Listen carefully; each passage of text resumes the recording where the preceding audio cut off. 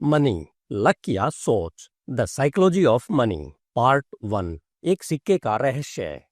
सूरज की पहली किरणें दिल्ली की तंग गलियों में धीरे धीरे रेंग रही थी। कोहरा अभी भी हवा में तैर रहा था और सड़क के किनारे एक पुराना ठेला खड़ा था, जिस पर चाय की केतली धीमी आंच पर खोल रही थी। ठेले वाला बूढ़ा रामू चाचा अपनी उंगलियों को मलते हुए ठंड भगा रहा था। तभी सड़क पर एक चमकती हुई चीज उसकी नजरों से टकराई। वह झुका और जमीन से एक पुराना घिसा हुआ सिक्का उठाया। सिक्का इतना पुराना था कि उसका चेहरा धुंधला पड़ चुका था, लेकिन उसमें कुछ अजीब सी बात थी, जैसे वह कोई कहानी कहना चाहता हो। रामू चाचा ने सिक्के को अपनी जेब में डाला और मुस्कुराया। लक, उसने बुदबुदाया, या फिर सोच। उसकी आंखों में एक चमक थी, जैसे वह कोई गहरा सच जानता हो। उसी पल गली के मोड़ से एक जवान लड़का अर्जुन तेजी से भागता हुआ आया। उसकी सांसें फूली हुई थी और चेहरे पर घबराहट थी। चाचा, आपने कोई सिक्का देखा? उसने हांफते हुए कहा। रामू चाचा ने उसे गौर से देखा और कहा, सिक्का तो कई बार आता है बेटे, लेकिन सवाल ये है, क्या तू उसे पकड़ने की सोच रखता है? पार्ट 1, शुरुआत का सपना। दिल्ली की गलियों में एक ख्वाब। अर्जुन एक साधारण लड़का था, जिसका जन्म दिल्ली की उन तंग गलियों में हुआ था, जहां हर सुबह हॉर्न की आवाज और चाय की खुशबू एक साथ जागती थी। उसका घर एक छोटा सा कमरा था, जहां दीवारें बारिश के दागों से भरी थी और छत से पानी टपकता था। लेकिन अर्जुन के दिल में एक आग थी, एक ऐसा सपना जो उसे हर रात नींद से जगा देता था। वह अमीर बनना चाहता था। नहीं, सिर्फ अमीर नहीं, वह इतना बड़ा बनना चाहता था कि उसकी माँ, जो दिन रात दूसरों के घरों में बर्तन मांजती थी, फिर कभी ऐसा काम न करे। अर्जुन की जिंदगी में पैसा हमेशा एक मेहमान की तरह आता था, जल्दी आता और भी जल्दी चला जाता। उसने अपने पिता को देखा था, जो एक रिक्शा चालक थे, और हर दिन की कमाई को गिनते वक्त उनकी आंखों में छिपी हताशा को महसूस किया था। पैसा लक से आता है बेटा, उसके पिता अक्सर कहा करते थे, और हमारा लक कभी नहीं जागता। लेकिन अर्जुन को यह बात कभी जमी नहीं। उसे लगता था कि पैसा सिर्फ लक का खेल नहीं हो सकता, कहीं न कहीं इसमें हमारी सोच का भी हाथ होना चाहिए। पहला सबक, पैसा सिर्फ नंबर नहीं। द साइकोलॉजी ऑफ मनी में मॉर्गन हाउसेल लिखते हैं कि पैसा सिर्फ एक नंबर नहीं है, यह एक कहानी है जो हम अपने दिमाग में बनाते हैं। हर इंसान का पैसों के साथ रिश्ता अलग होता है, और यह रिश्ता हमारी सोच, हमारे अनुभवों और हमारी भावनाओं से बनता है। अर्जुन की कहानी भी कुछ ऐसी ही थी। उसके लिए पैसा सिर्फ नोटों का ढेर नहीं था, यह उसकी माँ की मुस्कान था, उसके छोटे भाई की पढ़ाई था, और उसकी अपनी आजादी का सपना था। एक दिन अर्जुन अपने दोस्त रवि के साथ बाजार में घूम रहा था। रवि एक स्ट्रीट वेंडर था, जो फुटपाथ पर मोबाइल कवर बेचता था। उसकी दुकान पर हर तरह के लोग आते थे, कुछ सौदा करने, कुछ सिर्फ देखने। उस दिन एक सूट बूट वाला आदमी रवि की दुकान पर रुका। उसने एक सस्ता सा कवर उठाया और बिना कुछ बोले पैसे फेंक दिए। रवि ने पैसे गिनते हुए कहा, ये लोग पानी की तरह पैसे को उड़ाते हैं, लेकिन हम जैसे लोग नोट को 10 बार गिनते हैं। अर्जुन ने उस आदमी को जाते हुए देखा। वह सोच में पड़ गया। क्या पैसा वाकई इतना आसान था कि कोई उसे यूं ही उड़ा दे, या फिर उस आदमी की सोच में कुछ ऐसा था जो अर्जुन को समझ नहीं आ रहा था? हाउसेल की किताब में एक उदाहरण है। दो लोग एक ही राशि कमाते हैं, लेकिन एक अमीर बन जाता है और दूसरा कर्ज में डूब जाता है। क्यों? क्योंकि उनकी सोच अलग होती है। एक पैसों को बचाता है, निवेश करता है, और दूसरा उसे दिखावे में खर्च कर देता है। एक टर्निंग पॉइंट। उसी शाम अर्जुन अपनी माँ के साथ बैठा था। माँ ने थकान भरे चेहरे के साथ कहा, बेटा, अगले महीने तेरे भाई की फीस जमा करनी है। मैंने कुछ पैसे जोड़े हैं, लेकिन उनकी बात अधूरी रह गई। अर्जुन ने उनकी आंखों में वही हताशा देखी जो वह अपने पिता में देखा करता था। उसने मन ही मन ठान लिया, वह अपनी माँ को इस बोझ से मुक्त करेगा। लेकिन कैसे? अगले दिन अर्जुन ने रवि से बात की। यार, मैं बहुत बड़ा करना चाहता हूँ, लेकिन ऐसा काम जिसमें मैं ढेर सारा पैसा कमा सकूं। रवि हंस पड़ा। देख भाई, पैसा कमाना इतना आसान नहीं है। इसके लिए या तो लक चाहिए या फिर कोई जादुई चिराग। लेकिन अर्जुन ने हार नहीं मानी। उसने सोचा, अगर लक नहीं है तो सोच तो है, और सोच को वह बदल सकता है। किताब का दूसरा सबक, लक और जोखिम। हाउसेल की किताब में एक और अहम सबक है। लक और रिस्क दोनों ही जिंदगी का हिस्सा है, लेकिन हम उन्हें अक्सर गलत समझते हैं। हम सफल लोगों को देखकर सोचते हैं कि उनकी मेहनत ने उन्हें वहां पहुंचाया, लेकिन कई बार लक भी उतना ही बड़ा रोल निभाता है। ठीक वैसे ही असफलता सिर्फ हमारी गलती नहीं होती, कभी कभी रिस्क हमें नीचे खींच लेता है। अर्जुन को यह बात तब समझ आई जब उसने अपने पड़ोस के राजू भैया की कहानी सुनी। राजू एक छोटी सी किराने की दुकान चलाता था। कुछ साल पहले उसने अपनी सारी जमा पूंजी एक नई दुकान खोलने में लगा दी। सब कुछ ठीक चल रहा था, लेकिन एक रात आग लगने से उसकी दुकान जलकर खाक हो गई। लोग कहते थे राजू का लक खराब था, लेकिन अर्जुन को लगता था कि शायद राजू ने रिस्क को कम करके आंका था। हाउसेल की किताब में एक उदाहरण है। बिल गेट्स दुनिया के सबसे अमीर लोगों में से एक, लेकिन क्या सिर्फ उनकी मेहनत ने उन्हें वहां पहुंचाया? नहीं, गेट्स को सही समय पर सही मौका मिला। एक ऐसा कंप्यूटर लैब जहां वह कोडिंग सीख सकते थे, जब दुनिया में ज्यादातर लोगों को कंप्यूटर का मतलब भी नहीं पता था। यह लक था, लेकिन गेट्स ने उस लक को अपनी सोच और मेहनत से पकड़ा। अर्जुन ने फैसला किया कि वह अब इंतजार नहीं करेगा। उसने अपने आस पड़ोस के लोगों को देखना शुरू किया। दिल्ली की गलियों में हर कोई पैसे के पीछे भाग रहा था, लेकिन कुछ लोग ही कामयाब हो पाते थे। उसने एक छोटा सा काम शुरू करने का सोचा। रवि के साथ मिलकर वह एक स्टॉल लगाने की योजना बनाने लगा। लेकिन क्या बेचें? कपड़े, खाना या गैजेट्स? ऑप्शंस बहुत सारे थे। एक दिन जब वह बाजार में घूम रहा था, उसकी नजर एक लड़की पर पड़ी। वह एक स्टॉल पर खड़ी थी और उसके हाथ में रंग बिरंगे स्कार्फ थे। लोग उसकी स्टॉल पर रुक रहे थे क्योंकि वह हर स्कार्फ की कहानी बता रही थी। कैसे वह हिमाचल के एक छोटे से गांव से आया था, कैसे उसे बनाने में 3 दिन लगे। अर्जुन को समझ आया, लोग सिर्फ चीजें नहीं खरीदते, वे कहानियां खरीदते हैं। एक अनजाना खतरा। अर्जुन ने रवि को अपनी योजना बताई। हम स्कार्फ बेचेंगे, लेकिन हर स्कार्फ के साथ उसकी कहानी होगी। रवि को यह आइडिया पसंद आया, लेकिन उसने चेतावनी दी, भाई बाजार में कंपटीशन बहुत है, अगर तेरा माल नहीं चला तो सारी पूंजी डूब जाएगी। अर्जुन ने सोचा, यह रिस्क तो लेना ही पड़ेगा। उसने अपनी माँ से थोड़े पैसे उधार लिए और कुछ स्कार्फ खरीदे। पहला दिन आया। अर्जुन और रवि ने अपनी स्टॉल सजाई। अर्जुन ने हर स्कार्फ के साथ एक छोटा सा टैग लगाया जिसमें उसकी कहानी लिखी थी। दिन ढलने तक कुछ लोग रुके, कुछ ने तारीफ की, लेकिन कोई खरीदने को तैयार नहीं था। अर्जुन का दिल बैठने लगा। क्या उसने गलती कर दी थी? क्या यह सब लक का खेल था और उसका लक उसे धोखा दे रहा था? क्लाइमैक्स का इंतजार। रात होने वाली थी। अर्जुन अपनी स्टॉल समेट रहा था। अब एक औरत वहां रुकी। उसने एक स्कार्फ उठाया और उसका टैग पढ़ा। यह कहानी सच है? उसने पूछा। अर्जुन ने हाँ में सिर हिलाया। औरत मुस्कुराई और बोली, मुझे यह स्कार्फ चाहिए, और हाँ, तुम्हारी कहानी भी अच्छी है। उसने पैसे दिए और चली गई। अर्जुन ने उस नोट को अपने हाथ में थामा। यह उसकी पहली कमाई थी, छोटी सी, लेकिन उसके लिए यह एक पूरी दुनिया थी। उस रात जब वह घर लौटा, उसने अपनी माँ को वह नोट दिखाया। माँ की आंखें नम हो गई। तूने मेहनत की बेटा, लेकिन अभी रास्ता लंबा है। अर्जुन ने मुस्कुराते हुए कहा, हाँ माँ, लेकिन मैंने सीख लिया है, पैसा सिर्फ लक से नहीं आता, यह सोच से भी बनता है। पार्ट 1 का अंत। अर्जुन की कहानी अभी शुरू हुई थी। उसने पहला कदम उठा लिया था, लेकिन क्या वह इस रास्ते पर चल पाएगा? क्या उसकी सोच उसे उसकी मंजिल तक ले जाएगी, या लक और रिस्क उसके रास्ते में रोड़े अटकाएंगे? अगले पार्ट में देखिए कैसे अर्जुन का सामना एक ऐसे शख्स से होता है जो उसे पैसों की दुनिया का एक नया सबक सिखाता है। धन्यवाद। HindiAudiobook.com। आपका दिन शुभ हो।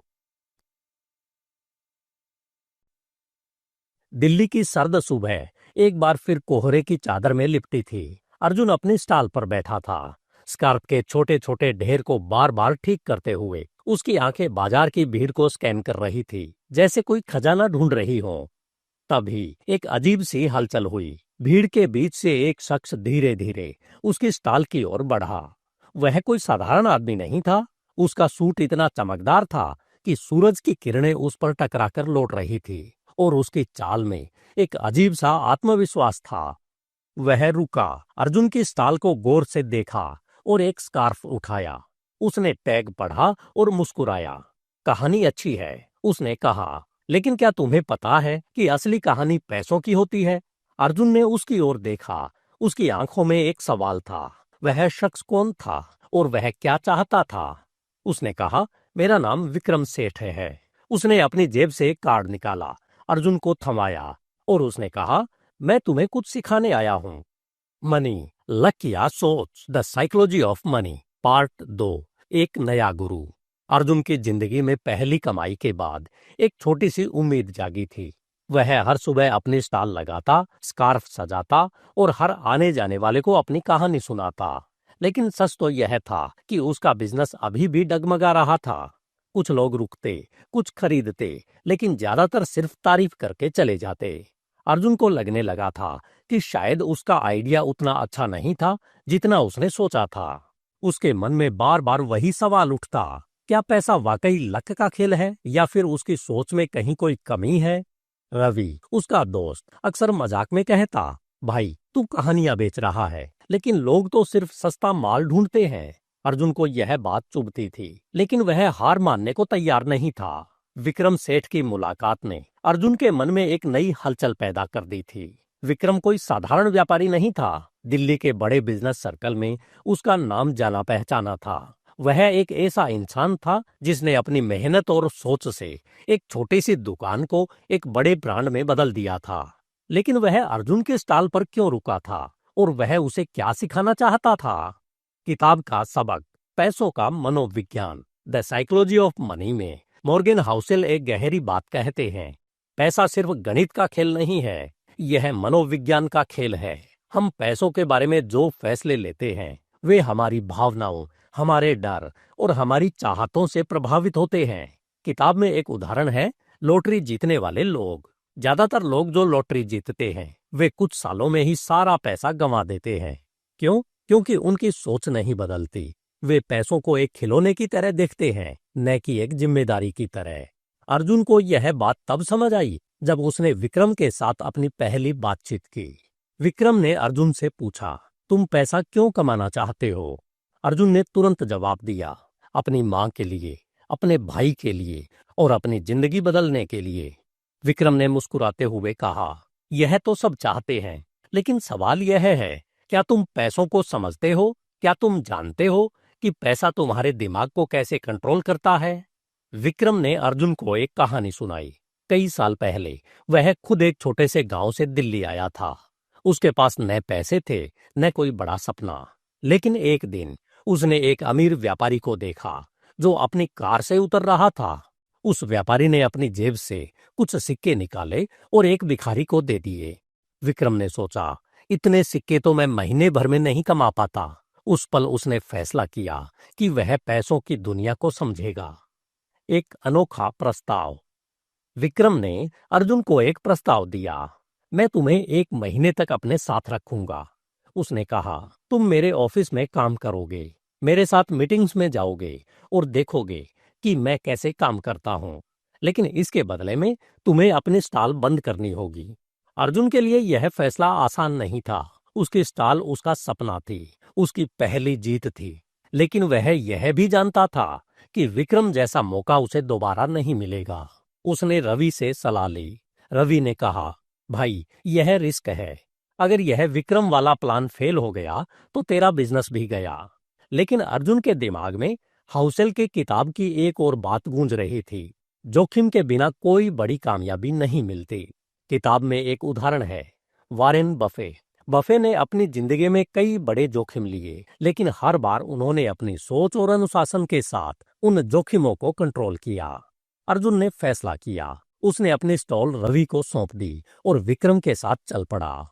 विक्रम का ऑफिस दिल्ली के पॉश इलाके में था। ग्लास की दीवारें, चमचमाते फर्नीचर और हर तरफ एक अजीब सी चमक। अर्जुन को लगता था कि वह किसी दूसरी दुनिया में आ गया है।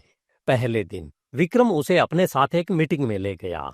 वहां बड़े बड़े लोग बैठे थे जो लाखों करोड़ों के सौदों की बात कर रहे थे। अर्जुन चुपचाप एक कोने में बैठा सब सुन रहा था। मीटिंग के बाद विक्रम ने उससे पूछा, तुमने क्या देखा? अर्जुन ने कहा, सब लोग बहुत तेज बोल रहे थे। ऐसा लग रहा था जैसे वे दुनिया जीत लेंगे। विक्रम हंस पड़ा। यह पैसों की दुनिया का पहला सबक है अर्जुन। यहाँ हर कोई बड़ा दिखना चाहता है, लेकिन असली जीत वही हासिल करता है जो बड़ा सोचता है। विक्रम ने अर्जुन को एक काम सौंपा। उसे एक नई प्रोडक्ट लॉन्च की मार्केटिंग स्ट्रेटेजी पर रिसर्च करना था। अर्जुन को कुछ समझ नहीं आ रहा था। उसने कभी कंप्यूटर पर काम नहीं किया था और मार्केटिंग जैसे शब्द उसके लिए अजनबी थे। लेकिन विक्रम ने कहा, तुम्हें सीखना होगा। पैसा उसी को मिलता है जो सीखने से नहीं डरता। हाउसेल की किताब में एक और अहम सबक है। पैसा कमाने का सबसे बड़ा हथियार है समय और धैर्य। किताब में एक उदाहरण है। दो लोग, एक 20 साल की उम्र में हर महीने थोड़ा थोड़ा निवेश शुरू करता है और दूसरा 40 साल की उम्र में बड़े पैमाने पर निवेश करता है। सालों बाद पहले वाला कहीं ज्यादा अमीर होता है। क्यों? क्योंकि उसने समय को अपने पक्ष में इस्तेमाल किया। अर्जुन को यह बात तब समझ आई जब विक्रम ने उसे एक पुरानी डायरी दिखाई। उसमें विक्रम ने अपनी जिंदगी के हर बड़े फैसले नोट किए थे। मैंने हमेशा लंबी रेस खेली है, विक्रम ने कहा। लोग जल्दी अमीर बनना चाहते हैं, लेकिन असली दौलत वही बनाता है जो इंतजार कर सकता है। अर्जुन ने विक्रम के ऑफिस में अपने पहले हफ्ते में बहुत कुछ सीखा। उसने देखा कि विक्रम हर फैसले को बहुत सोच समझ कर लेता था। वह अपने कर्मचारियों से सलाह लेता, मार्केट का मूड समझता और फिर कदम उठाता। अर्जुन को यह बात हैरान करती थी कि विक्रम जैसा इंसान, जिसके पास सब कुछ था, फिर भी इतना सतर्क क्यों था। एक दिन विक्रम अर्जुन को अपने साथ एक क्लाइंट के घर ले गया। वह क्लाइंट एक बड़ा व्यापारी था जो विक्रम की कंपनी में निवेश करना चाहता था। लेकिन मीटिंग के दौरान अर्जुन ने कुछ अजीब सा महसूस किया। वह क्लाइंट बार बार जल्दबाजी की बात कर रहा था। सेठ जी, यह डील जल्दी फाइनल करो, वरना मौका हाथ से निकल जाएगा। विक्रम ने शांति से जवाब दिया, जल्दबाजी में लिया गया फैसला अक्सर गलत होता है। बाद में जब वे ऑफिस लौटे, अर्जुन ने पूछा, आपने उस डील को क्यों नहीं पकड़ा? वह तो बहुत बड़ा मौका था। विक्रम ने जवाब दिया, हर चमकती चीज सोना नहीं होती अर्जुन। मुझे उस क्लाइंट पर भरोसा नहीं था और पैसों की दुनिया में भरोसा सबसे बड़ी पूंजी है। अर्जुन को यह बात गहरे तक छू गई। उसने सोचा, शायद यही वह सोच है जो विक्रम को दूसरों से अलग करती है। लेकिन क्या वह खुद ऐसी सोच रख पाएगा? अर्जुन का पहला महीना विक्रम के साथ खत्म होने वाला था। उसने बहुत कुछ सीखा था, लेकिन उसके मन में अभी भी सवाल थे। क्या वह कभी विक्रम की तरह बड़ा सोच पाएगा? क्या वह अपने स्टॉल को फिर से शुरू कर पाएगा, या यह सब एक सपना बनकर रह जाएगा? एक रात जब वह लौटा, उसकी माँ ने पूछा, बेटा, तू इतना चुप क्यों है? अर्जुन ने मुस्कुराते हुए कहा, माँ, मैं एक नई दुनिया देख रहा हूँ और शायद मैं उस दुनिया में अपनी जगह बना लूंगा। उस रात अर्जुन ने अपनी डायरी में लिखा, पैसा लक से नहीं, सोच से बनता है, लेकिन सोच को समय और धैर्य चाहिए। अर्जुन की कहानी अब एक नए मोड़ पर थी। विक्रम ने उसे पैसों की दुनिया का एक नया सबक सिखाया था, लेकिन क्या यह सबक उसे उसकी मंजिल तक ले जाएगा?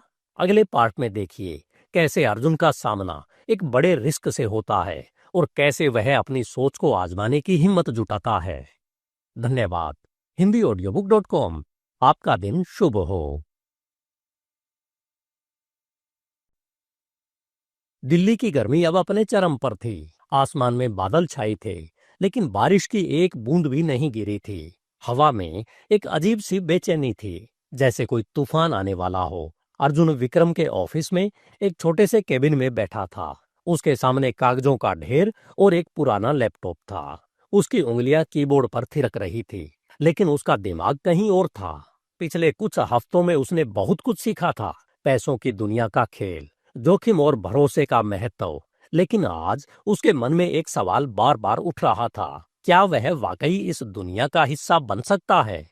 तभी ऑफिस का दरवाजा खुला और विक्रम अंदर आया। उसकी आंखों में एक चमक थी, लेकिन चेहरे पर एक तनाव भी। अर्जुन, उसने कहा, तैयार हो? क्योंकि अब असली खेल शुरू होने वाला है। अर्जुन ने उसकी ओर देखा और उसके दिल में एक अजीब सी हलचल हुई। यह क्या था? लक या फिर उसकी सोच को आजमाने का मौका? मनी, लक या सोच, the psychology of money, part 3। आंधी से पहले की खामोशी। अर्जुन का समय विक्रम के साथ एक रोलर कोस्टर की तरह बीत रहा था। हर दिन नया था, हर पल में कुछ न कुछ सीखने को मिलता था।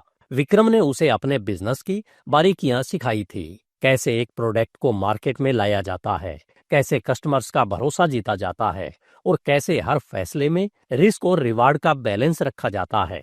लेकिन अर्जुन को अभी भी लगता था कि वह सिर्फ सतह को छू रहा था, असली गहराई अभी बाकी थी। उस दिन विक्रम ने उसे अपने ऑफिस के कॉन्फ्रेंस रूम में बुलाया। वहां एक प्रोजेक्ट की फाइल टेबल पर रखी थी। यह हमारी कंपनी का अगला बड़ा दांव है, विक्रम ने कहा। हम एक नया ब्रांड लॉन्च करने जा रहे हैं, हैंडमेड क्राफ्ट्स का, जो छोटे कारीगरों को सपोर्ट करेगा। लेकिन इसके लिए हमें एक सॉलिड मार्केटिंग प्लान चाहिए और मैं चाहता हूं कि तुम इसे लीड करो। अर्जुन हैरान रह गया। वह तो अभी सीखने की शुरुआत में था। उसने कभी इतना बड़ा प्रोजेक्ट हैंडल नहीं किया था। लेकिन सर, उसने हकलाते हुए कहा, मैं तो बस। विक्रम ने उसकी बात काट दी। तुम वही हो जिसे मैंने बाजार की उस छोटी स्टॉल पर देखा था। तुम में आग है अर्जुन, अब उसे जलने दो। किताब का सबक, डर और लालच, द साइकोलॉजी ऑफ मनी में मॉर्गन हाउसेल एक गहरी बात कहते हैं। पैसों के बारे में हमारे फैसले दो भावनाओं से कंट्रोल होते हैं, डर और लालच। ये दोनों भावनाएं हमें या तो आगे बढ़ाती है या फिर हमें पीछे खींच लेती है। किताब में एक उदाहरण है, 2008 का फाइनेंशियल क्राइसिस। उस वक्त लोग लालच में इतने डूब गए थे कि उन्होंने जोखिम को नजरअंदाज कर दिया, और जब मार्केट क्रैश हुआ तो डर ने उन्हें सब कुछ बेचने पर मजबूर कर दिया। जो लोग इन दोनों भावनाओं को बैलेंस कर पाए वही बच निकले। अर्जुन के सामने भी यही जंग थी। एक तरफ लालच था कि यह प्रोजेक्ट उसे विक्रम की नजरों में बड़ा बना सकता था, शायद उसे एक अच्छी पोजीशन मिले, अच्छी सैलरी मिले। लेकिन दूसरी तरफ डर था कि क्या होगा अगर वह फेल हो गया, क्या होगा अगर उसने विक्रम का भरोसा तोड़ दिया। उसकी छोटी सी स्टॉल तो फिर भी उसकी अपनी थी, लेकिन यह प्रोजेक्ट लाखों रुपए का था। उस रात अर्जुन अपनी माँ के साथ बैठा था। उसने अपनी परेशानी बताई।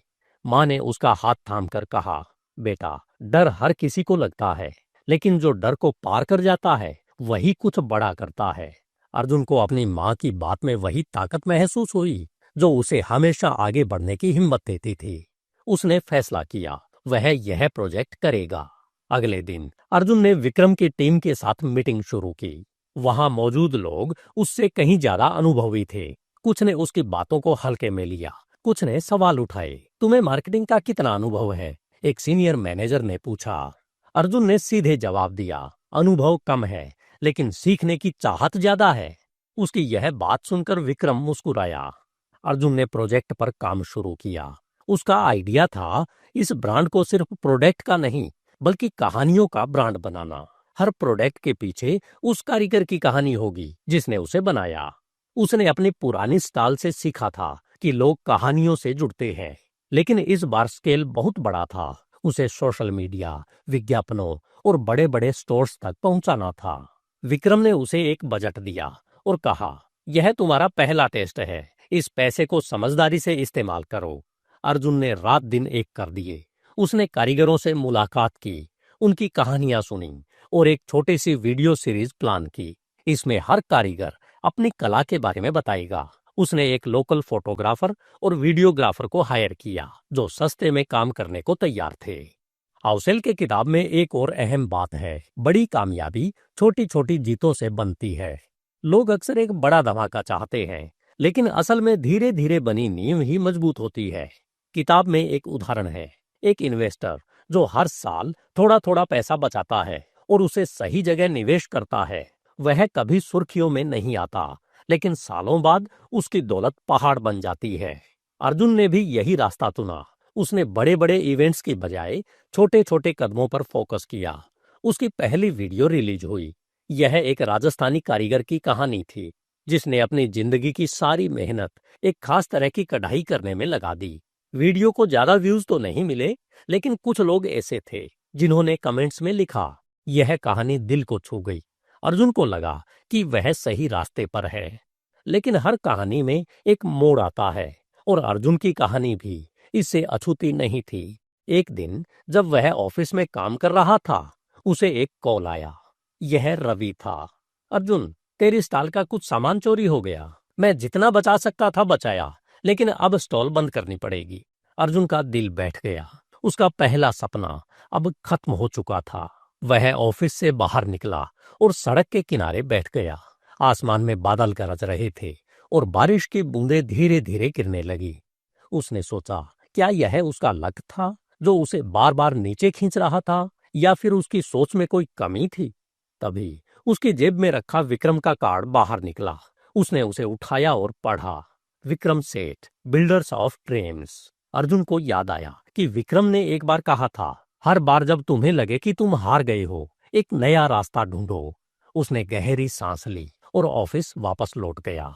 अगले दिन अर्जुन ने विक्रम को अपने स्टॉल के बारे में बताया। वह डर रहा था कि विक्रम उसे कमजोर समझेगा, लेकिन विक्रम ने सिर्फ इतना कहा, तुम्हारी स्टॉल गई तो क्या, तुम्हारा सपना तो अभी जिंदा है। विक्रम ने उसे एक नया टास्क दिया, एक बड़ा इवेंट ऑर्गेनाइज करना, जहां इस नए ब्रांड को लॉन्च किया जाएगा। अर्जुन ने सारी ताकत झोंक दी। उसने अपने पुराने कॉन्टैक्ट्स को कॉल किया, रवि को अपने साथ लिया और एक छोटी सी टीम बनाई।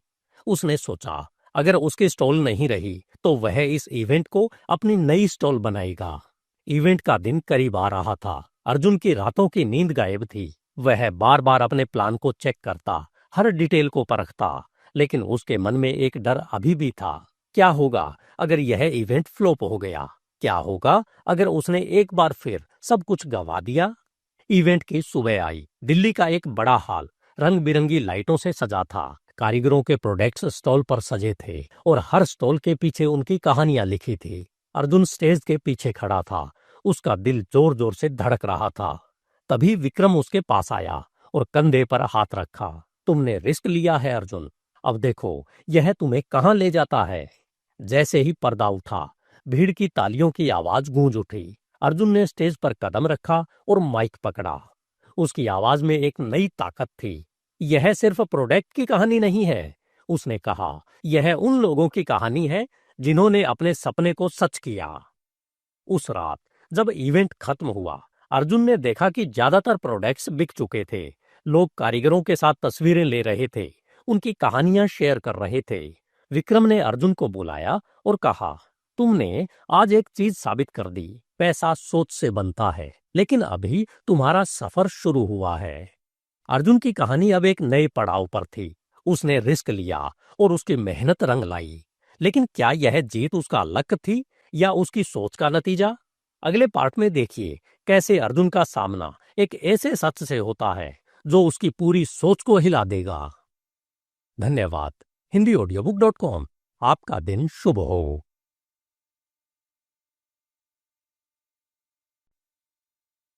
दिल्ली की रात चुप थी, लेकिन अर्जुन के दिल में एक तूफान उठ रहा था। वह अपने छोटे से कमरे में बैठा था। दीवार पर टंगी एक पुरानी घड़ी टिक टिक कर रही थी। सामने मेज पर एक चमकदार ट्रॉफी रखी थी, उस इवेंट की जिसने उसे रातों रात विक्रम की कंपनी में एक नया सितारा बना दिया था। लोग उसकी तारीफ कर रहे थे, कारीगर उसे दुआएं दे रहे थे और विक्रम ने उसे एक नई पोजीशन का ऑफर दिया था।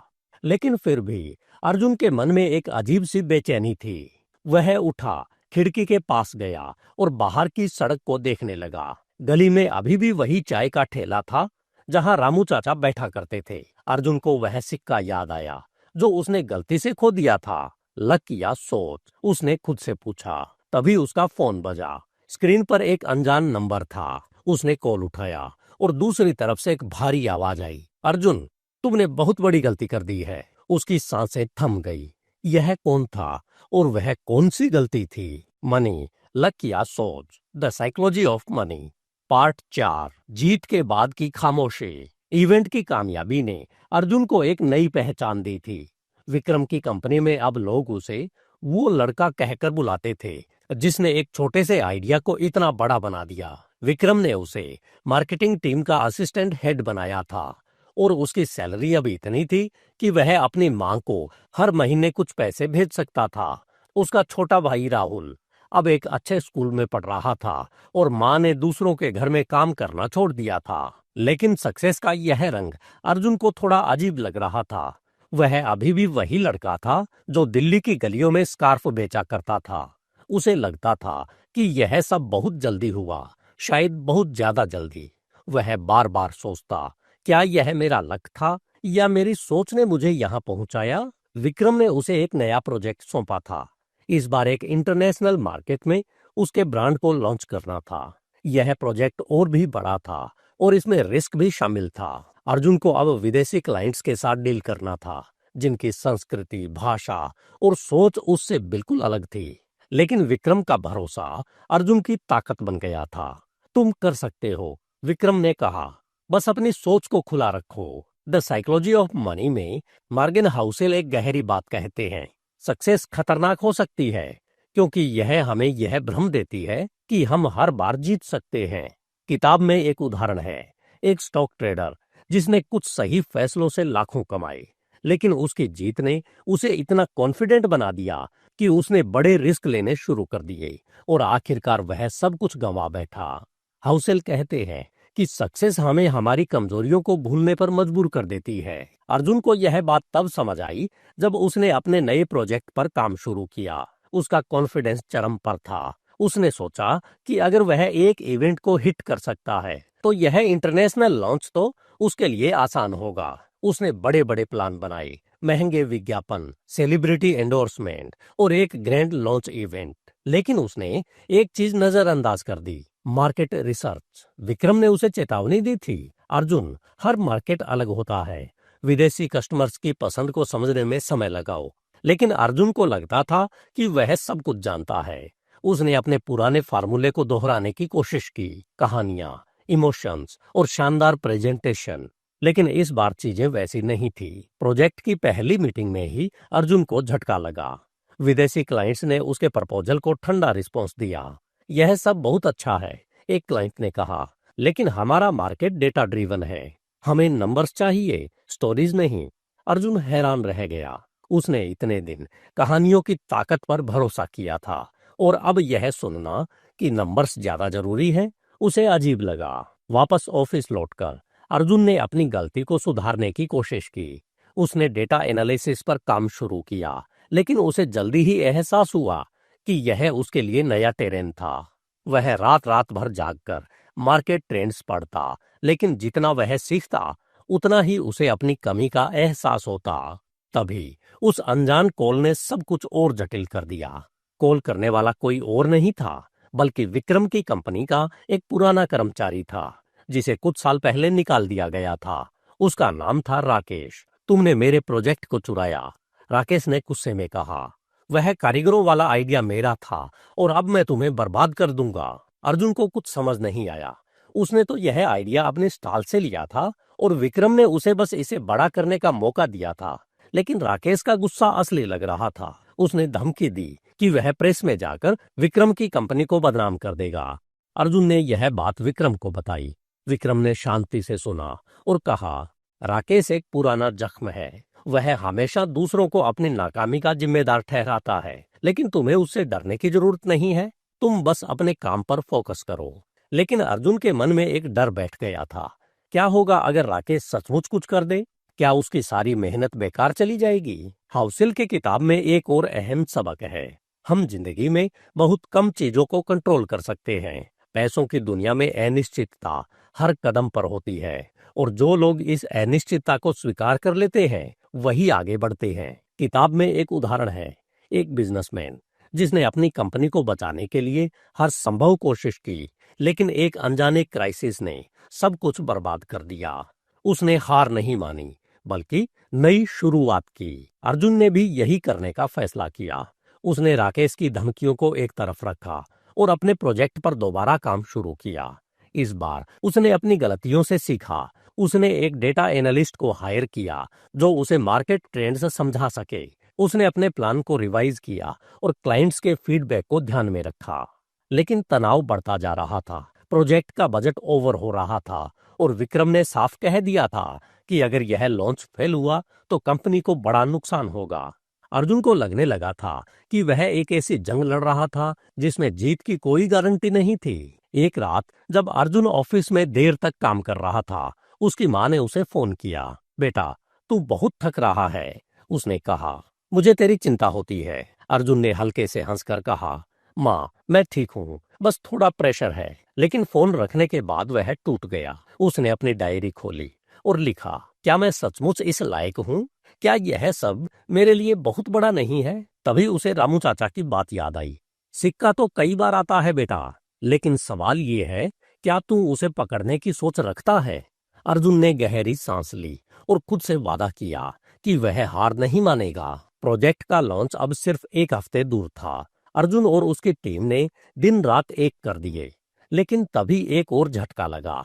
राकेश ने सोशल मीडिया पर एक पोस्ट डाली जिसमें उसने विक्रम की कंपनी पर चोरी का इल्जाम लगाया।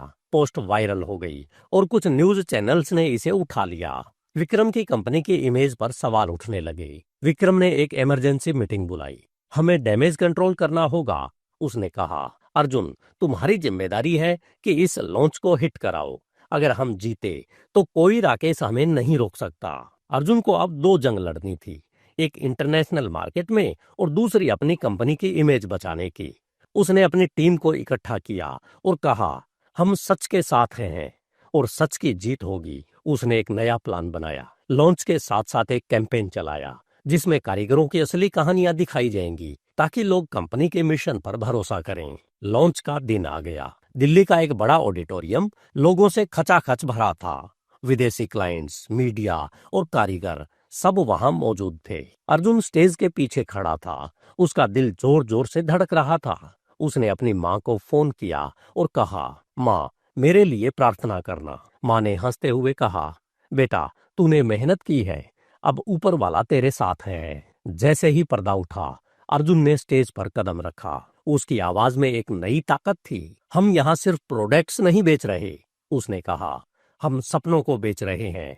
उन कारीगरों के सपने जिन्होंने अपनी जिंदगी इस कला में लगाई। लॉन्च खत्म हुआ। तालियों की गड़गड़ाहट गूंज रही थी, लेकिन अर्जुन का मन अभी भी बेचैन था। क्या यह लॉन्च हिट होगा? क्या वह राकेश की साजिश को रोक पाएगा?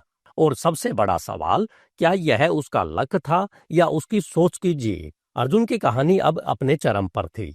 उसने जोखिम लिया, सक्सेस का स्वाद चखा और अब एक ऐसी जंग लड़ रहा था जो उसकी पूरी जिंदगी बदल सकती थी। अगले पार्ट में देखिए कैसे अर्जुन का सामना एक ऐसे सच से होता है जो उसे पैसों की दुनिया का सबसे बड़ा सबक सिखाता है। धन्यवाद। HindiAudiobook.com। आपका दिन शुभ हो।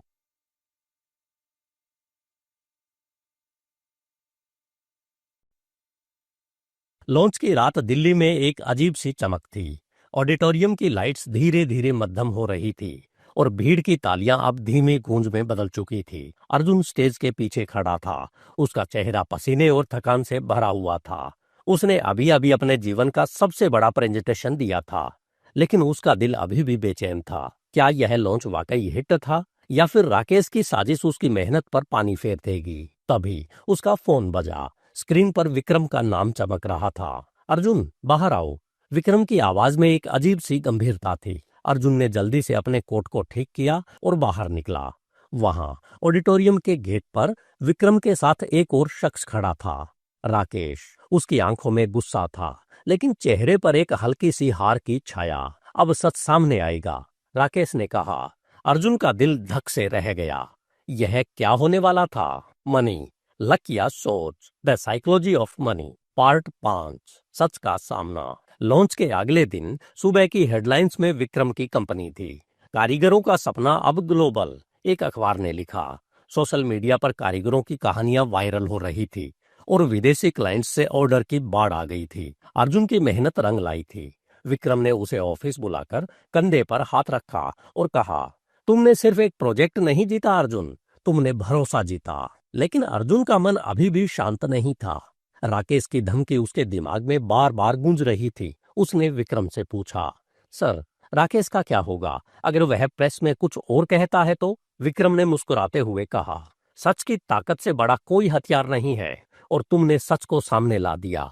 अब राकेश का बस शोर बाकी है। अर्जुन को यह बात समझने में वक्त लगा।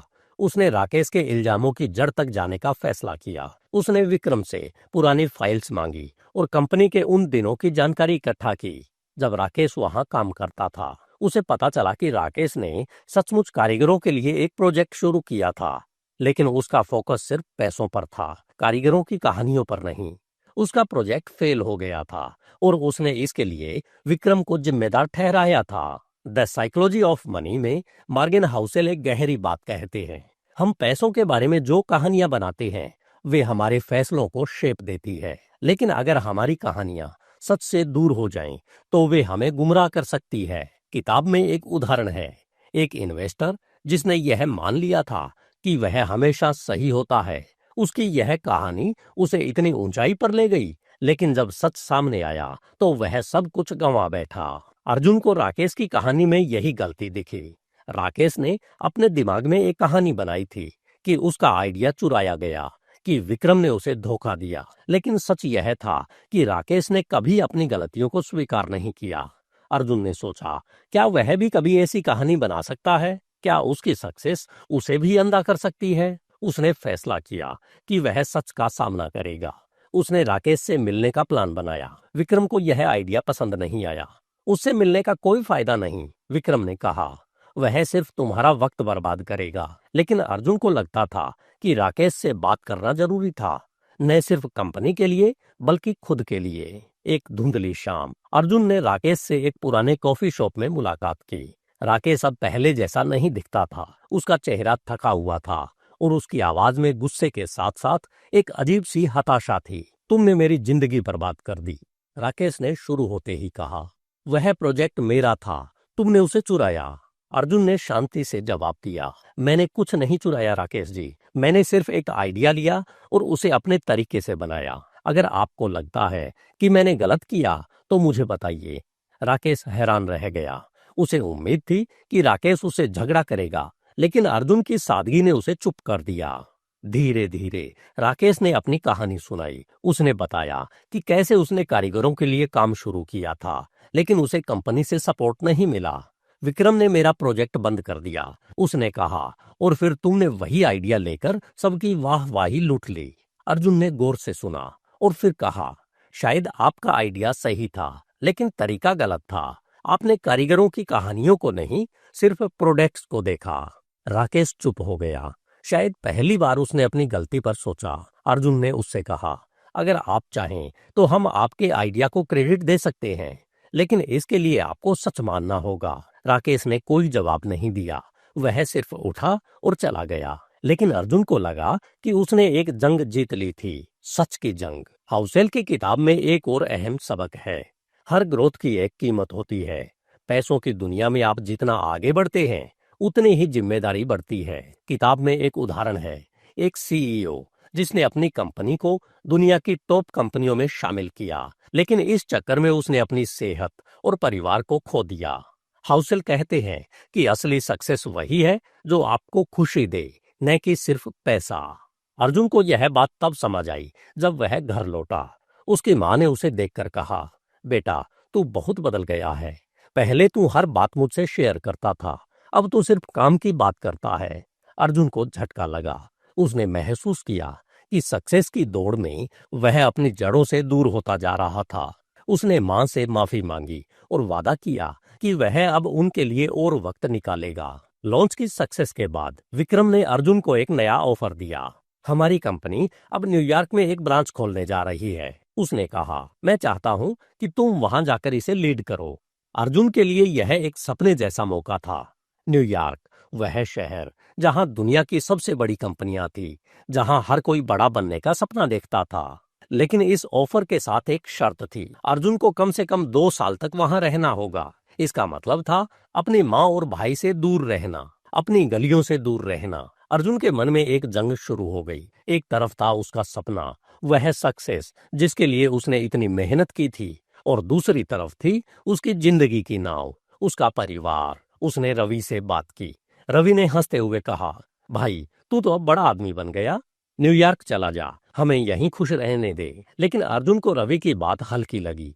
वह जानता था कि यह फैसला सिर्फ उसके बारे में नहीं था, यह उसकी माँ के बारे में था, उसके भाई के बारे में था। उस रात अर्जुन अपनी माँ के साथ बैठा। उसने न्यूयॉर्क के ऑफर के बारे में बताया। माँ ने चुपचाप सुना और फिर कहा, बेटा, मैंने तुम्हें हमेशा कहा है, अपने सपने के पीछे जा, लेकिन यह भी याद रख कि सपने वही सच्चे हैं जो तुम्हें अंदर से खुशी दे। अर्जुन की आंखें नम हो गई। उसने माँ को गले लगाया और कहा, माँ, मैं जो भी हूँ तुम्हारी वजह से हूँ। उस रात अर्जुन ने अपनी डायरी में लिखा, पैसा सोच से बनता है, लेकिन खुशी दिल से। और अगर मुझे दोनों चाहिए तो मुझे एक नया रास्ता ढूंढना होगा। अर्जुन का फैसला अभी बाकी था। न्यूयॉर्क का ऑफर उसके सामने एक सुनहरा मौका था, लेकिन क्या वह इसके लिए अपनी जड़ों को छोड़ सकता था? और राकेश की धमकी का क्या होगा? क्या वह फिर से कोई नया खेल खेलेगा? अर्जुन की जिंदगी अब एक ऐसे मोड़ पर थी जहां हर कदम उसका भविष्य तय करेगा। अर्जुन की कहानी अब एक गहरे सवाल के सामने थी। सक्सेस की कीमत क्या है? क्या वह अपनी सोच को और बड़ा कर पाएगा या लक उसे कोई रास्ता दिखाएगा? अगले पार्ट में देखिए कैसे अर्जुन एक ऐसा फैसला लेता है जो उसकी जिंदगी को हमेशा के लिए बदल देता है। धन्यवाद। HindiAudiobook.com। आपका दिन शुभ हो।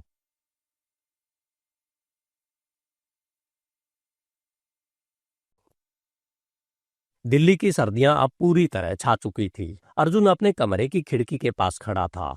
बाहर कोहरे में डूबी सड़कों को देख रहा था। उसके हाथ में एक कप चाय थी, लेकिन उसका मन कहीं और भटक रहा था। न्यूयॉर्क का ऑफर, विक्रम की कंपनी का वह सुनहरा मौका, उसके सामने एक चमकता हुआ रास्ता था। लेकिन उस रास्ते पर चलने का मतलब था अपनी माँ और भाई से 2 साल की दूरी, अपनी गलियों की धूल से जुदाई। उसके सामने मेज पर उसकी डायरी खुली पड़ी थी, जिसमें उसने लिखा था, पैसा सोच से बनता है, लेकिन खुशी दिल से। तभी उसका फोन बजा। यह विक्रम था। अर्जुन, मुझे तुम्हारा जवाब चाहिए। उसकी आवाज में एक अजीब सी बेचैनी थी। कंपनी को तुम्हारी जरूरत है, लेकिन मैं तुम्हें मजबूर नहीं करूंगा। अर्जुन ने फोन रखा और उसका दिल जोर जोर से धड़कने लगा। यह वह पल था जब उसे चुनना था, लक पर भरोसा करना या अपनी सोच को एक नया रास्ता देना। मनी, लक या सोच, the psychology of money, part 6। एक फैसले की घड़ी। अर्जुन की जिंदगी अब तक एक रोलर कोस्टर थी।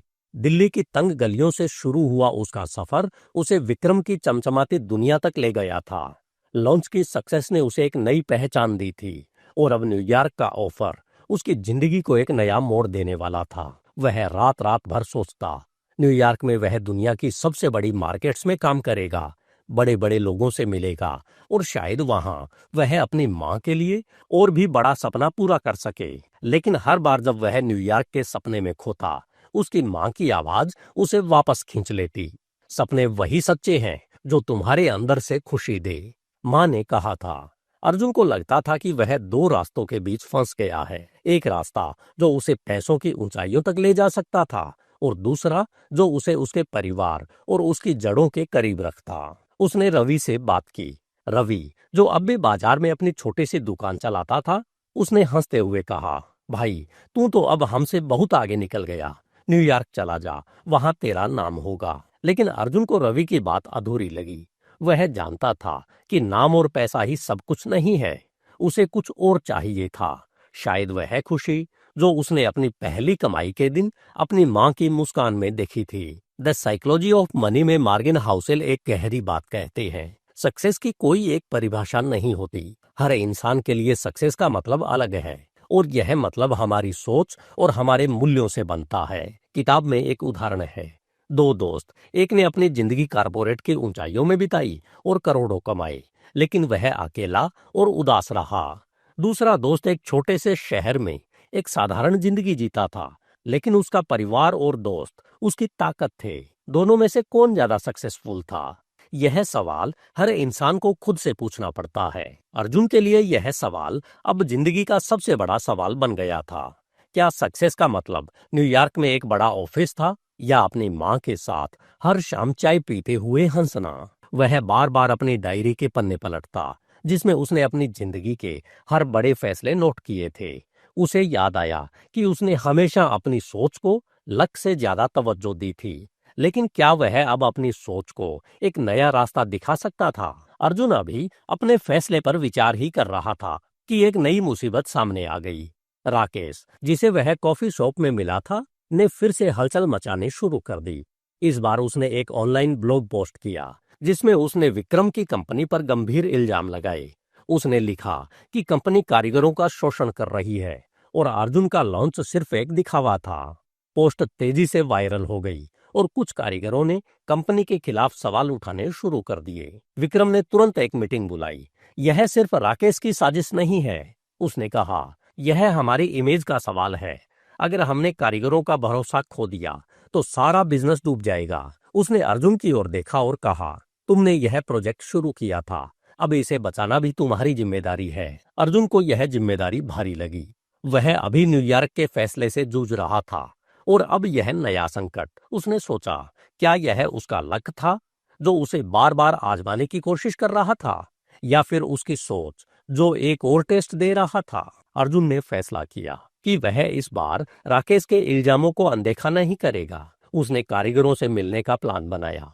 वह राजस्थान, हिमाचल और बंगाल के उन गांवों में गया जहां से उनके प्रोडक्ट्स आते थे। उसने कारीगरों से बात की, उनकी शिकायतें सुनी। उसे पता चला कि राकेश की पोस्ट में कुछ सच था। कंपनी की सप्लाई चेन में कुछ लोग कारीगरों को पूरी पेमेंट नहीं दे रहे थे। यह विक्रम की नजर से छिपा हुआ था, लेकिन इसका असर कंपनी की इमेज पर पड़ रहा था। अर्जुन ने विक्रम को यह बात बताई। विक्रम हैरान था। मुझे नहीं पता था कि ऐसा हो रहा है, उसने कहा, लेकिन अब हमें इसे ठीक करना होगा। अर्जुन ने एक नया प्लान बनाया, एक ट्रांसपेरेंट सिस्टम जिसमें हर कारीगर को सीधे पेमेंट मिले और उनकी कहानियां कंपनी की वेबसाइट पर शेयर की जाएं। उसने कारीगरों के साथ एक मीटिंग बुलाई और उन्हें भरोसा दिलाया कि उनकी आवाज सुनी जाएगी। कारीगरों का भरोसा धीरे धीरे लौटा। राकेश की पोस्ट का असर कम होने लगा, लेकिन अर्जुन को एक और सबक मिला। सच को छिपाने की कोशिश कभी कामयाब नहीं होती। उसे हाउसेल की किताब की एक और बात याद आई। पैसे की दुनिया में भरोसा सबसे बड़ी पूंजी है। हाउसेल की किताब में एक और अहम सबक है, सक्सेस और खुशी के बीच बैलेंस बनाना। सक्सेस और खुशी के बीच बैलेंस बनाना सबसे बड़ी कला है। किताब में एक उदाहरण है, एक बिजनेसमैन जिसने अपनी जिंदगी का हर पल पैसों के पीछे दौड़ने में बिताया। उसने दौलत तो कमा ली, लेकिन जब वह बूढ़ा हुआ तो उसे एहसास हुआ कि उसके पास कोई ऐसा नहीं था जिसके साथ वह अपनी खुशी बांट सके। हाउसेल कहते हैं कि असली दौलत वह है जो आपको आजादी दे, न कि वह जो आपको जंजीरों में बांध ले। अर्जुन ने इस सबक को अपनी जिंदगी में उतारने की कोशिश की।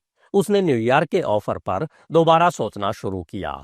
उसने विक्रम से बात की और कहा, सर, मुझे आपका ऑफर चाहिए, लेकिन मेरे लिए मेरा परिवार भी उतना ही जरूरी है। क्या कोई ऐसा रास्ता है जिसमें मैं दोनों को बैलेंस कर सकूं? विक्रम ने गौर से देखा और कहा, तुमने आज एक ऐसी बात कही जो मैंने सालों से नहीं सुनी। ठीक है अर्जुन, मैं तुम्हें 6 महीने का वक्त देता हूं।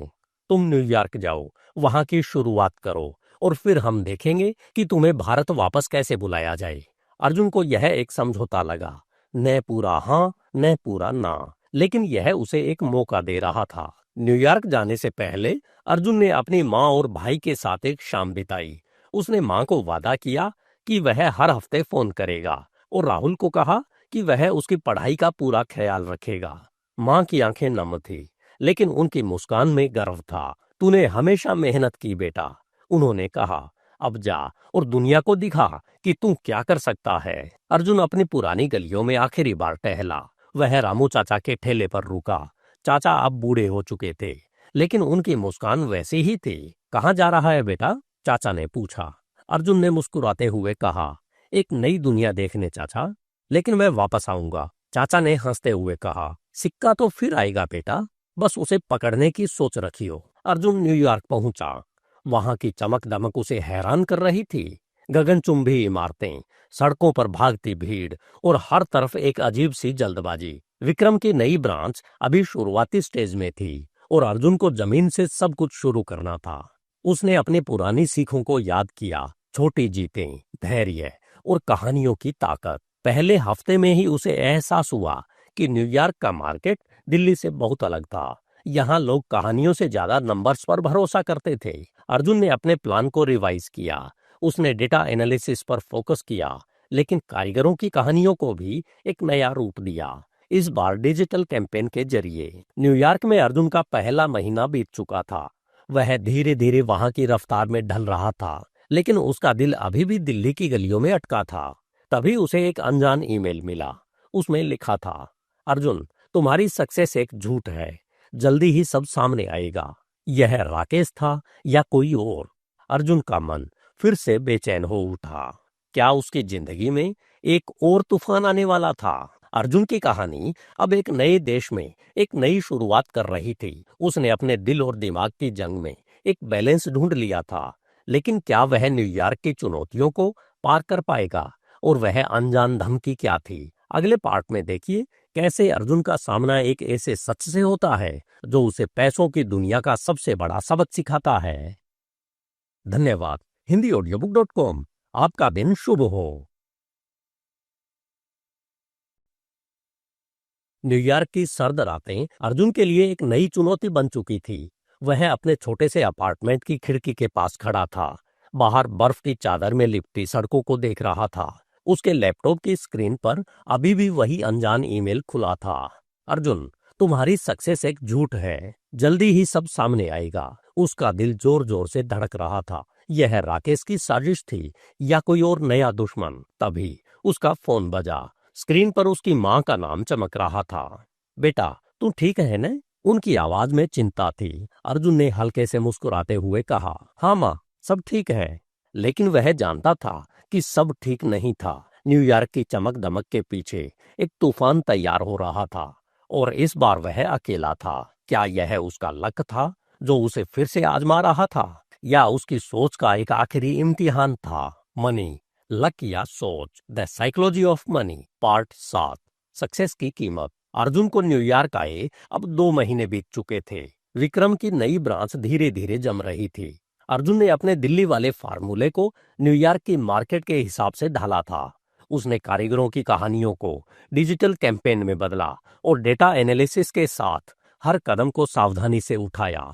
उसका पहला कैंपेन हिट रहा। न्यूयॉर्क के कुछ बड़े स्टोर्स ने उनके प्रोडक्ट्स को अपने सेल्फ पर जगह दी। विक्रम ने उसे वीडियो कॉल पर बधाई दी। तुमने कमाल कर दिया अर्जुन, उसने कहा, लेकिन अभी रास्ता लंबा है। अर्जुन को विक्रम की बात समझ आई। वह जानता था कि न्यूयॉर्क की मार्केट दिल्ली से कहीं ज्यादा सख्त थी। यहाँ हर कदम पर कंपटीशन था और एक छोटी सी गलती सब कुछ बर्बाद कर सकती थी।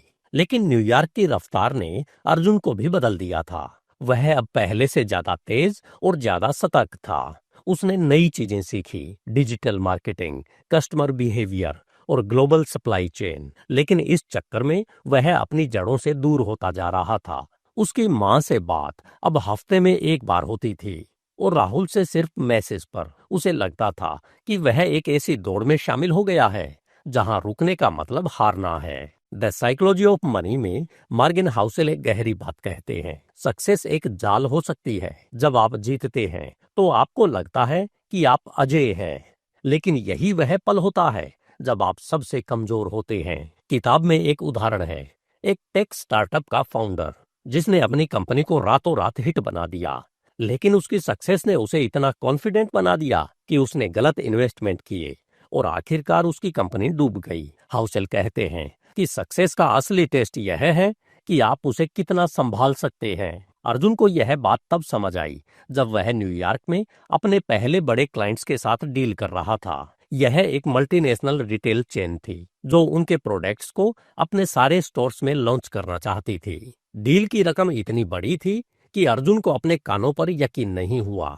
उसने तुरंत हाँ कह दी, लेकिन उसे जल्दी ही एहसास हुआ कि उसने जल्दबाजी कर दी थी।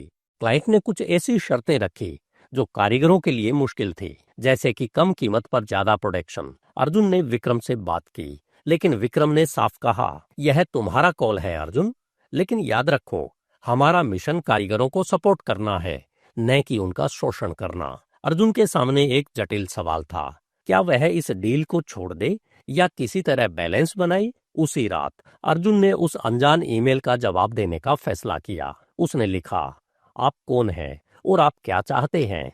अगर मेरी सक्सेस में कोई झूठ है तो उसे सामने लाइए।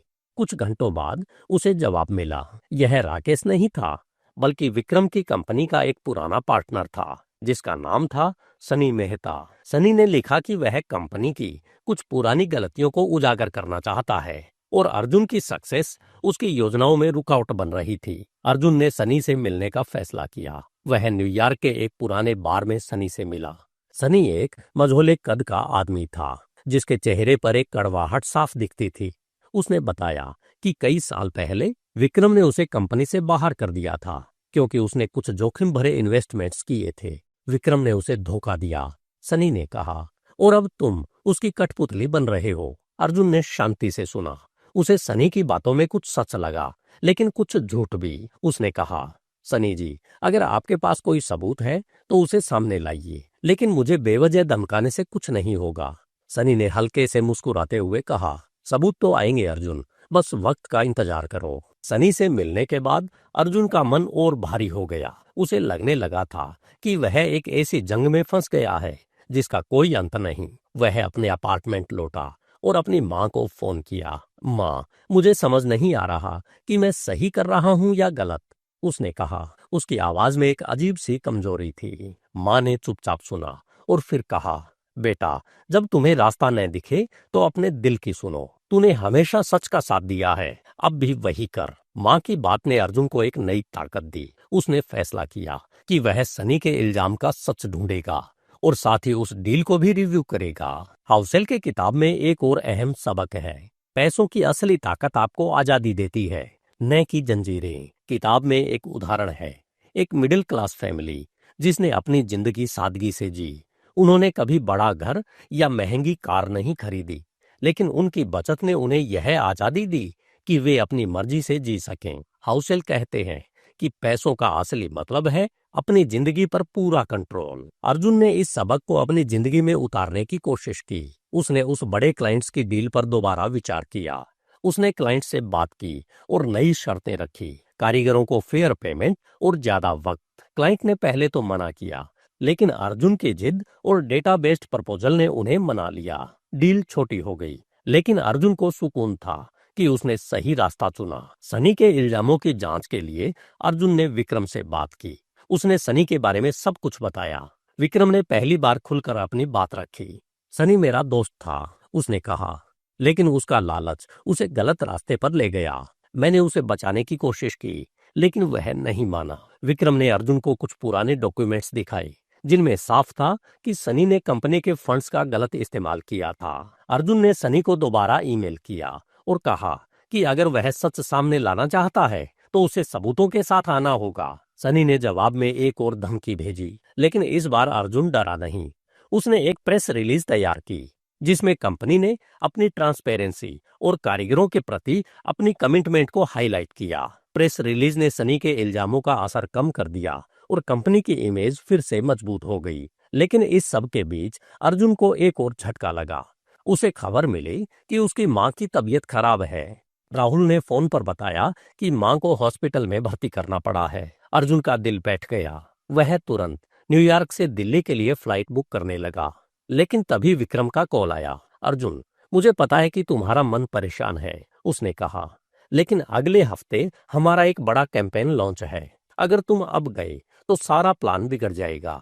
अर्जुन के सामने फिर वही सवाल था, क्या वह अपने परिवार को चुने या अपनी सक्सेस को। उसने गहरी सांस ली और विक्रम से कहा, सर, मैं अगले हफ्ते में वापस आऊंगा, लेकिन अभी मुझे अपनी माँ के पास जाना है। विक्रम चुप रहा और फिर बोला, जाओ अर्जुन, लेकिन याद रखो, सक्सेस का मतलब सिर्फ पैसा नहीं है। अर्जुन दिल्ली लौटा।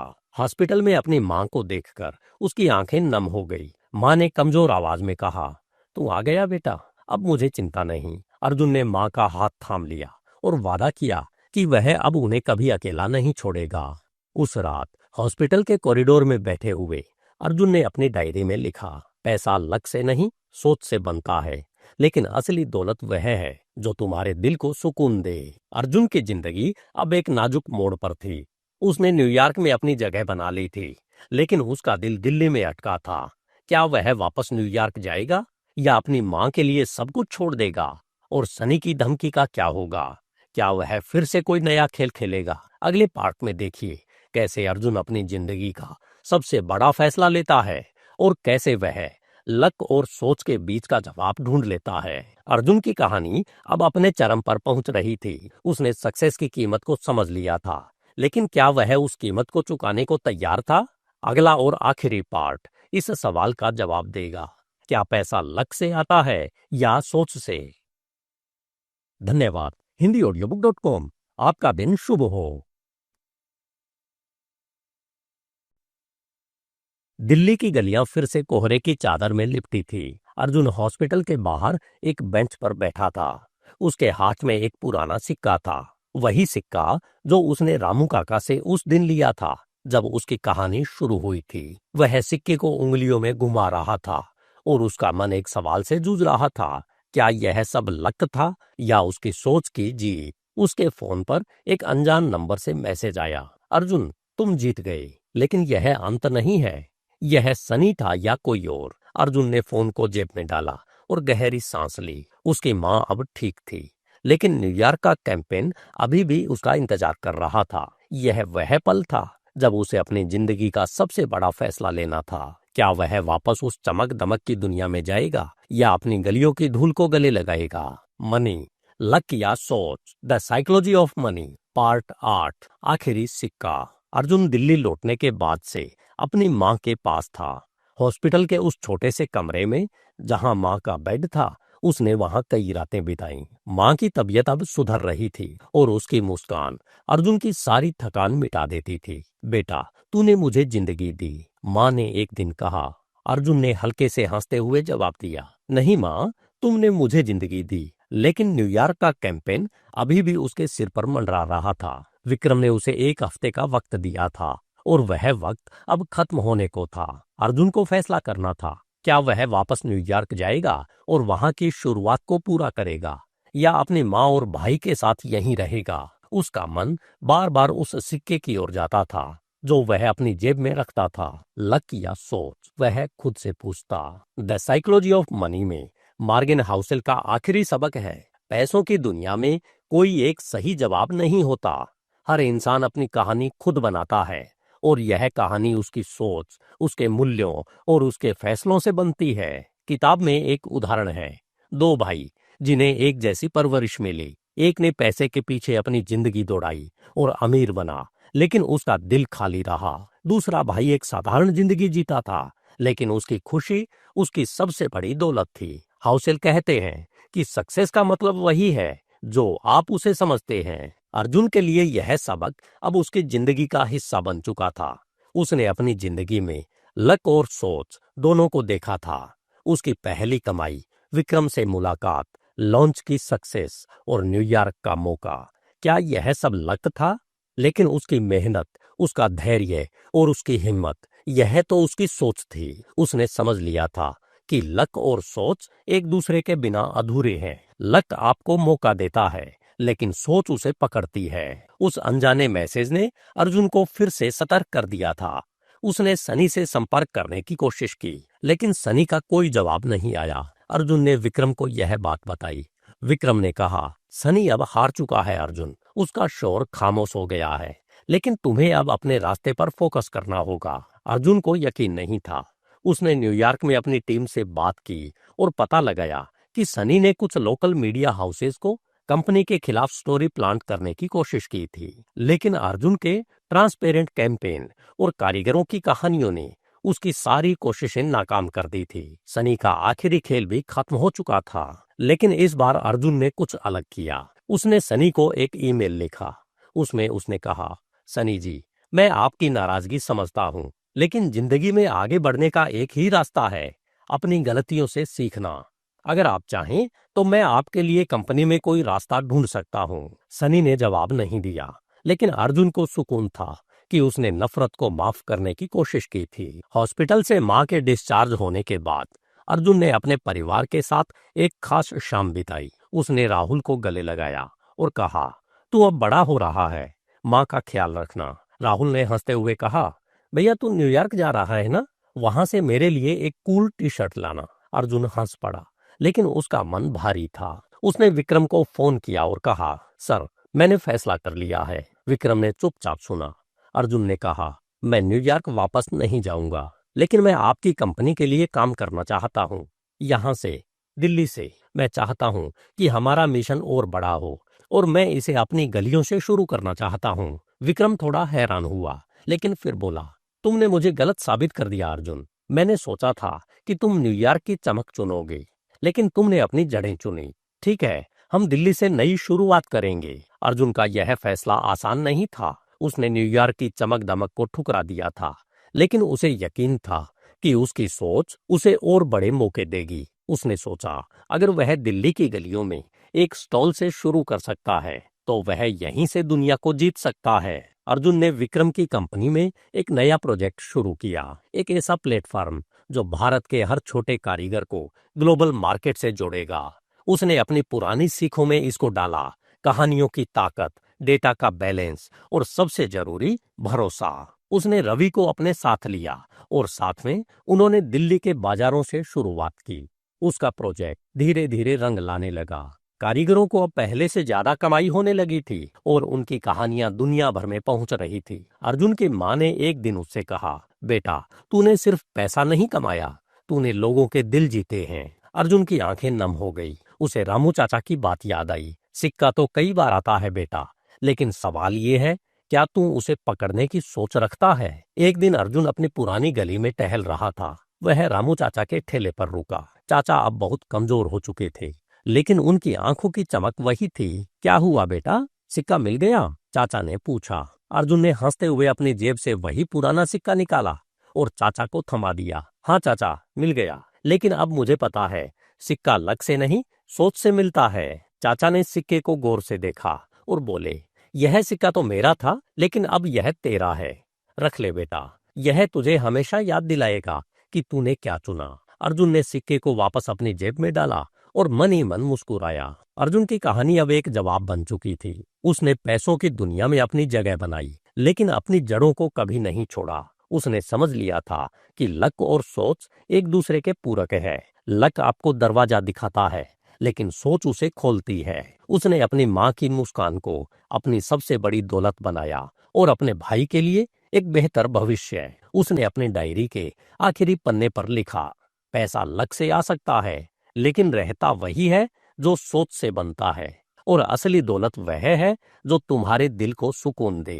अर्जुन की कहानी यहीं खत्म होती है, लेकिन उसका सफर अभी भी जारी है। उसने लक और सोच के बीच का जवाब ढूंढ लिया। न तो लक अकेला काफी है, न सोच। असली जीत तो तब होती है जब आप दोनों को गले लगाते हैं। दिल्ली की गलियों से न्यूयॉर्क की चमक तक, और फिर वापस अपनी जड़ों तक। अर्जुन ने अपनी कहानी खुद लिखी, और शायद यही है पैसों की असली साइकोलॉजी। धन्यवाद। HindiAudiobook.com। आपका दिन शुभ हो।